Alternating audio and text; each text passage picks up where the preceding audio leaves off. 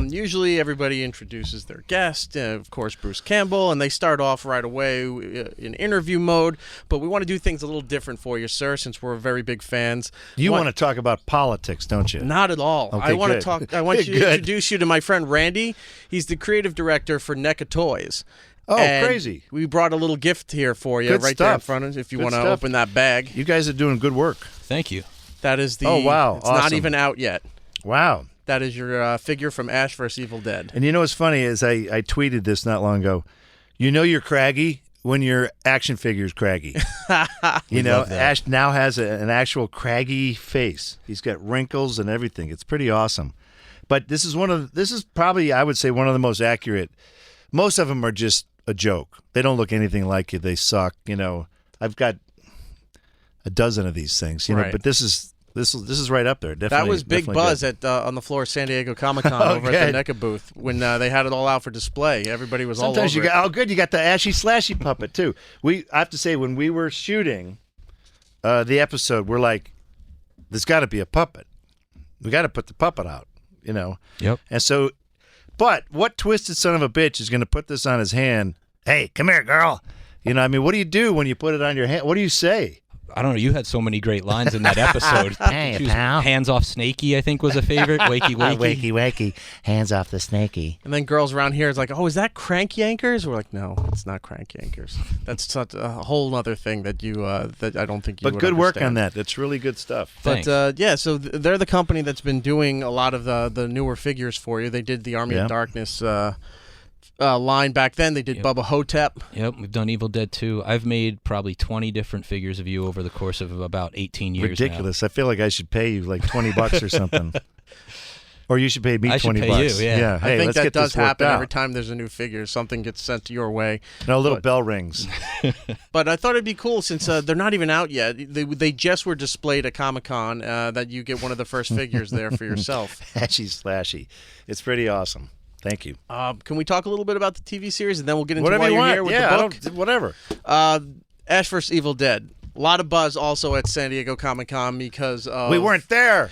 that. We and, didn't build a cabin. And everybody was wondering what's going on with season 3. And all the details were either, oh, it's coming out in the fall or 2018. Like there was no definite answer about what's going on. Well, here's the scoopy poopy. Companies get bought and sold all the time.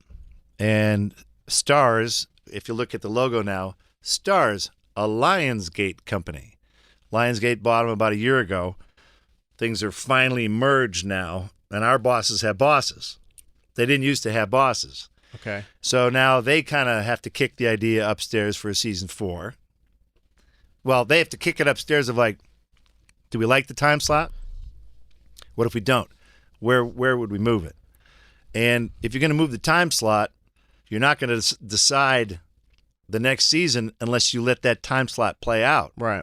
So things could get delayed in the timeline. But if they want to bring us back, then all is good, you know, whatever. But it's up to them now. Season 3 is shot and done, right? It's done, baby. We blew the doors off. By the last end of the last episode, nothing will ever be the same. That's what I've been hearing. Everyone's saying that it's a big game changer. It's a massive game changer. You know, networks can get itchy too, of like, hey, let's mix this up a little, you know, because TV shows benefit from being the same. Like you kind of want the same. Like Burn Notice was kind of you see the same stuff, but you want that. That's your meatloaf sandwich. familiarity. It is, but familiarity. What's the old saying? Breeds contempt. Correct. You know, so sometimes you can wear your welcome out, and so anyway, they wanted to sort of change it up, and we were kind of down with that too. Season 3 gets way more into the mythology, because Ash isn't just a loser who, you know, out of shape middle-aged guy who doesn't really have any life anymore. He's foretold in an ancient book. So we were like, let's get into that Joseph Campbell business. What is this schlub? If he was chosen to test the mettle of man, then why? Why him? And he wonders that too. Like, what the hell is this? I don't want any part of this crap. It's like Dante from Clerks. He's like, I'm not even supposed to be here today, yet this keeps happening all around me. Yeah. So season 3's done. We don't know when it's coming out.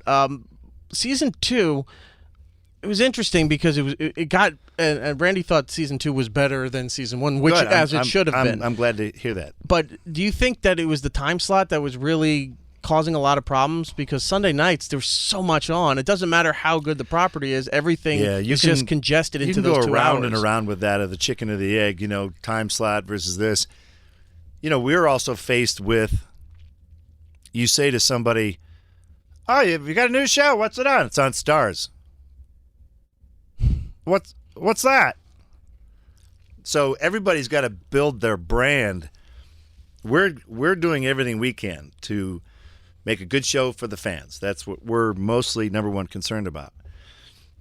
What's very difficult is getting people's asses in seats in the times and the place where these people want them. Right. Ratings are just getting really weird now. Who's sitting down at 8 o'clock on a Tuesday to watch their favorite sitcom? A shrinking audience every year because they're going, I'm going to tape it. And there's a lot of people who have taped Ash vs. Evil Dead. They'll get to it, but they got 6 other shows ahead of it. Right. And Evil Dead fans, God bless them, Ash vs. Evil Dead is one of the most illegally downloaded shows. So you say to Stars, what are those numbers? If you want to know the real numbers, you have to factor that in too. Right. So you got to please your partner where they need to be pleased. And when someone subscribes to Stars, they want to hear, why are you subscribing? Ash versus Evil Dead. They want to hear that now. They want to see clicks. When you put an ad on a website, do they click on it? After they go there, do they click somewhere else? It's all the way they're tracking it. Now they're trying to figure it out, but they still haven't. And I tell fans, get the Stars app. You download it for free. It's a 30-day free trial. You can watch the entire series in a day. These are 10 half-hour episodes. We're up all to those numbers count. They do. And so that's kind of where we are. We're trying to figure out where we are in the modern world of television. DVDs selling like hotcakes. Of course. But when season 3 does come out, we've always tried to make people understand that when you DVR a show, the numbers only count for so long. Like a week. You have I think some or even 3 days after it I know, initially it's aired. It's stupid. So you got to watch it within a reasonable amount of time in order for those numbers to count towards the success of a show. So if you're taping a whole season and I'll watch it all when the season's over, you're really not helping out the properties that you're not you enjoy. helping anybody. No. You're helping yourself, which is great. You've been empowered. So the fans have been empowered, which I think is it's important. They can watch a show on whatever device they want whenever they want to watch it now, for the most part. But they're still trying to figure out what that means. Right. How do we translate clicks into cash? Well, hopefully they can sort this out by the time they formally announce when season they 3 like is the coming show. out. The good news is they like the show. And we've not been a problem show. We're a difficult show, but we're not a problem show because I actually show up to work, And your budget isn't that bad either for everything that you guys are doing. It's not outlandish. It's not outlandish, but it's not cheap either. So that's part of what they have to factor in. Right. Well, hopefully we'll find out soon what's going on with Ash vs. Evil Dead because season 3 is taped and done. We want to see where this story goes, especially some of the little tidbits that's been coming out here and there. A lot of buzz around it. I don't know if it's a spoiler. I want a trailer. We gotta, There's fan-made trailers that I kept getting duped on because somebody was like, finally a teaser. Some of them are great. And I'm like, oh, it's another fan trailer. Yeah. And some of them, I gotta say, are very impressive. So we can't wait for that. But the reason that you're here, sir, technically, is a brand new book called Hail to the Chin. Further Confessions of a B-Movie Actor here. Part 2 of a trilogy. I'm proposing a trilogy right here. First one is If Gins Could Kill, Confessions of a B-Movie Actor. This is the Further Confessions. You would naturally have, 15 years from now, the Final Confessions. How many stories do you have? Because going through this book, I was like, and then your other works, I'm like, and the talks that you do and everything. It's like, this guy has stories for days. But it happens. Look, you guys are in the entertainment business. You get a lot of weirdo individual people coming through here, and strange things happen. And when you travel when they make you make movies in Bulgaria, where movies didn't really want to be made, no disrespect to Bulgaria or Colombia or some of these random places that companies make you work, weird stuff is bound to happen. And I just like writing about it. Before we get into some of the stories here with the book industry, what's important now? Obviously buying the book, but where is important to buy the book from now? Is it still the brick and mortar stores? Is it buying it on here's Amazon here's or the Audible? frustrating thing. When the future, which is now, starts to encroach on the brick and mortars, people, you always say, pre-order my book, pre-order my book. You want those pre-order, let's order up, and you start to get a sense of how your book is going to do. Well, if they brought that receipt from an ebook that they downloaded into that store and wanted like a picture signed or a poster, the bookstore is going to go, you got to buy something at this store. So the real thing for people to remember is, if you're not going to go to a signing and you don't need to see that guy in person, download it. Get it early, Amazon, however you do it. If you're gonna go to a store and see me, call the store and go, what are your policies? Because people are pretty flexible unless they haven't been told. And then they show up and you hit them with a zinger. They're like, whoa, hey. So stories get weird because I say to them, I'm an author. They bought my book. The guy brings his receipt. There's no ebook. What's there to sign? Nothing. So we're in a weird place, and I don't want to. You hate to discourage them, and you hate to say to a guy who doesn't make a lot of money, you got to buy this book again to get in this line. Right. So it's a tricky situation. Some stores are very cool, and some have very rigid policies. Well, if you want to go to one of his signings, obviously buy the book there. Buy the book and at just the make store, it easier on yourself. They'll be so nice to you. Yeah. And if you don't, they potentially will not be nice to you. And if you're not in one of those areas that he's doing a signing in, obviously you buy it online or at your local bookstore if they have it. And then bring it to a convention that I'm going to go to, and I'll sign it for you there. There you go. Win-win. Are you doing the audiobook too? Yeah, I just finished recording it. It'll be out in the fall. Okay. Awesome. Because that's nowadays. You got to put your stink on it. Nowadays, it's getting more and more difficult to actually read the physical book, where I can download the audiobook and listen to it as I'm doing other things. Absolutely, yeah. So you and everybody else. Yeah, this way you get your reading Now, done. a book like that, I have to say, I would also tout the e-version because there's so many graphics and photos. They're all in wonderful color. And the e-book, you got to put them in black and white in the regular hardcover book. Cost effective, yeah. It takes away half of the impact of the images. And look, an e-book, if you read in bed like I do sometimes, I can adjust the font, the brightness, make it sepia if I want, So it gives you a lot of flexibility, but I get the audiobook thing. One of the magical things about going to a book signing and seeing, your favorite celebrity or author that is putting out the book here is that things can happen at a book signing that you don't expect. Randy is an example of one of these people here. What happened? 15 years ago this month, you were signing Chins Could Kill in Ridgewood, New Jersey, and that is where I met my wife. Really? At that signing? At that signing. Congratulations. Thank you. And you're still married? This October, 10 years and 2 little girls. Spectacular. Yes, we owe it to you, Bruce. I'm happy to have been responsible for your life. Thank you. Professionally and personally. See, this is why you have to go to the book signings, people. Things could happen. You could meet your but I'm waiting other. for this, though. At your book signing 15 years ago, my wife left me for another man. You son of a bitch. Well, I'm sure those stories are out there, and that could be a little add-on book for the third, probably. People who have ruined their lives coming to my book signing. People's lives. What are some of your favorite stories? Because obviously we can't give away a lot of this, because then why go get the book? But what are some of your favorite stories in here? Because I really enjoyed the sections of you in Iraq. I was going to mention that because it's so out of the box. Yeah. The weird thing about actors that most citizens can't do is some Joe citizen can't call the Department of Defense and go, "Can I come over and see what's going on over there?" They're like, "No, it's a war zone." Actors, for some reason, they'll take us over there to meet the troops. So a couple of service members came to visit the set of Burn Notice, and we had a nice chat, and they said that the show was popular with the troops. We're like, okay. The guy walked away. We're like, we're too old to fight, but can't we do something? So we just randomly said, hey, we contacted the Department of Defense, and they said yes. And so it's like that's spit your coffee time, right? Because it's like, okay, we're going into a war zone.